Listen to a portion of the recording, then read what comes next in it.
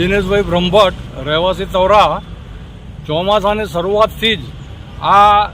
જાડેસર ચોકડીથી તવરા સુધીના રોડ બનવાનું જે પ્લાનિંગ થયેલું અને જે શરૂઆત કરેલી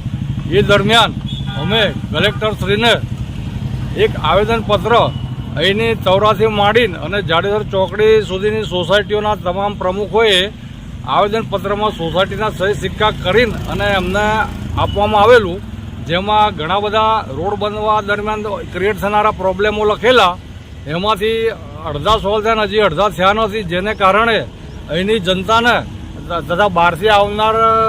લોકોને પણ આ રોડ ઉપર જે હાલાકી થઈ રહી છે, તો વારંવાર રજૂઆત કરવા છતાં પણ હજી ધ્યાન ઉપર પૂરતું લેવાયેલ નથી. એમાં પણ હવે આ 5 દિવસનો જે મેળો આવેલ છે તો પારાવાર હાલાકી પડવાની શક્યતાઓ રહેલી છે. તો એના માટે અમે બોલશે ભરૂચ તથા અહીંના સોસાયટી સંગઠન દ્વારા માસ્ક વિતરણ તથા આ જે ડસ્ટિંગ વગેરે જે પ્રોબ્લેમો થઈ રહ્યા એનો એક વિરોધ પ્રદર્શિત કરવા માટે અમે હાલ અહીંયા એકત્રિત થયેલા છીએ, જેથી સરકારી ઓફિસરો તથા લોકપ્રતિનિધિઓનું ધ્યાન આ બાબત ઉપર દોરાય અને રોડનું કામ સત્વરે પૂરું કરવામાં આવે અને રોડના કામ દરમિયાન જે કંઈ મુશ્કેલીઓ પડી રહી છે તેનું પણ તેને સમાંતરે નિરાકરણ કરવામાં આવે તેવું અમે ઈચ્છીએ છીએ.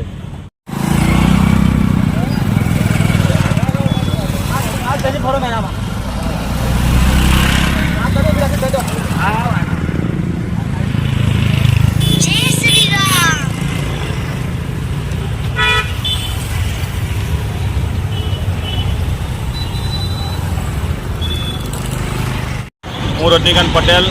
આજે બોલશે ટીમના માધ્યમથી જે તવરા જે પૂર્વ પટ્ટી છે એ તમામ જે ગામના લોકો જે અસરગ્રસ્ત છે જે રોડને લઈને આજે અમે લોકોએ